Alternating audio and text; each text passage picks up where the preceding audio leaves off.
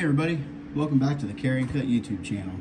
Today we're going to be going over a knife that is pretty special and I guess you could say near and dear to me in some sort of way.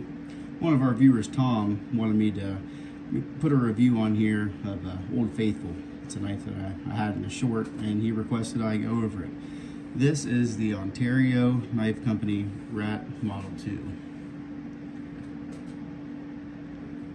Now this knife is it's pretty special to me for a couple of reasons. This is the first knife that I actually really got me into the knife community and customizing knives and other stuff like that. Really wanted me to get into collecting. I've had it for almost 3 years now, and it is it's still a pretty good knife. You know, it's not something I use every day. Normally just sits on the shelf now, but at one point in time, this is what I carried every single day. I'm going to go over some of the modifications I've done to it.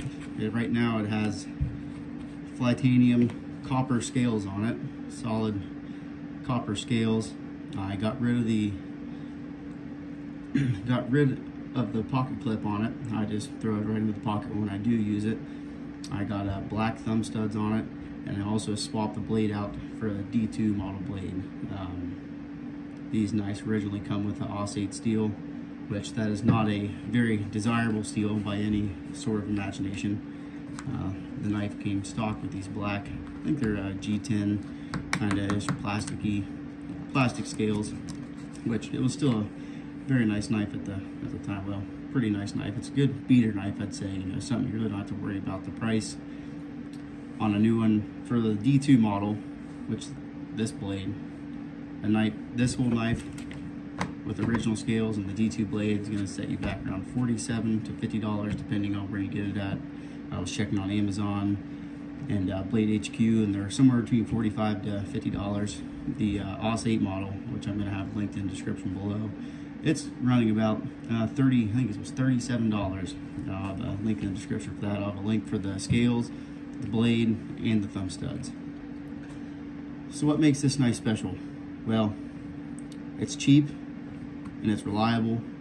It's got a really nice grind on it. It's got a full flat grind. You know, it slices really well. It's really it's a pretty small knife though. I don't really have big hands. I have small to medium hands. Wear a medium sized glove, and I get 4 fingers on it, but my pinky is starting to hang off the back here. I really don't like that very much. You can choke up to it if you'd like to, but you're getting really close to the cutting edge right there. It is a liner lock. Has really great engagement. Over 50% of the lock bars engaged, so that's pretty nice. Great thumb stud action. It's not the smoothest thing in the world. I imagine you could loosen that D10 up if you'd like to, make it a little better. It's got pretty nice jimping up here on the blade for some good traction. Let's go over some sizes here. With the knife closed, we're looking at right at 4 inches. With the blade open, you're looking at right at 7 inches. Yeah, pretty much right at 7 inches. The blade is almost 3 1/4, 3 1/8. Your cutting length is actually right around pretty much 2 3/4 of an inch. And for that, you know, it's a great reliable knife. You know, if you're just now getting into the knife industry and you want to get you a nice pocket knife to carry, this would definitely be one that I would look into getting. You know, it's nothing fancy. You can make them fancy. Heck, I see now that they're putting Magna Cut blades on these. The site that I have listed for these scales, you can get all sorts of different titanium scales, whole custom Rat 2s that go up past $200. These knives really do have a good cult following to them. Let's go over some comparisons here. Try to get something somewhat close. This here is a Gonzo knife.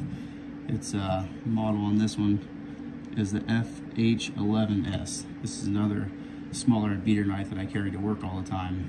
It's actually a great knife too for a budget. This one's only $25. If you'd like me to do a review on this one, I sure can. There's that one. Let's keep this up here. That's a pretty close comparison right there. How about the Kershaw Leek? Here's another one, pretty popular knife. It's actually a bit bigger, or almost right on par with the Kershaw Leek. How about the Benchmade 940? It's definitely, for pivot to pivot, it's definitely smaller. You get a tip of the blade, and you're almost an inch longer, 3/4 of an inch longer on the Benchmade. How about the Spyderco PM2? You go pivot to pivot. Let's go. I like going to the tip to the tip. You're definitely a substantial amount shorter than that. And let's do one more. How about this, the VV Praxis button lock? But that one's even bigger yet. So overall, I think this is a very great knife for someone to start with. You know, I wouldn't venture out to say this is anybody's grail knife, but I know a lot of people do, you know, gravitate towards this. It's easy to carry, it's cheap, you know, affordable, and it's actually a pretty tough user. I mean, you can really put this knife through its paces and beat on it and not have to worry about it. Especially if you get the D2 blade on it. You know, some of them come factory with that, and that is a nice, tough, hard steel, pretty high edge retention, not very stainless at all, but you know, you're gonna be able to cut and cut and cut with it. You know, it's nothing like a S30D or a MagnaCut or a 20 CV blade's gonna do, but for 50 bucks, I mean, you're not gonna be able to compete with that. So there's definitely a lot more knives that are more expensive that aren't as high of quality. You can say, you know, you're comparing, you know, a $300 knife versus a $50 knife. So I mean, there's gonna be compromises somewhere. So overall, I give this knife 2 thumbs up. I would definitely go for it. And Tom, hopefully you're watching this. Hopefully it answers some of your questions for you. Like I said, Ontario, Rat Model 2, and D2. Here's the extra scales that I had on it. There's the old knife. And here's your thumb studs. I just want to put out a disclaimer. If you get these copper scales, these threads are really sensitive also. So be really careful with stripping out your screws for your pocket clip. And normally this knife comes with a 4-position pocket clip also, so you can figure out, you know, it's another good thing if you're just starting out to carry knives. You can figure out which, if you like tip up, tip down, left or right hand carry, you know, whatever suits you. So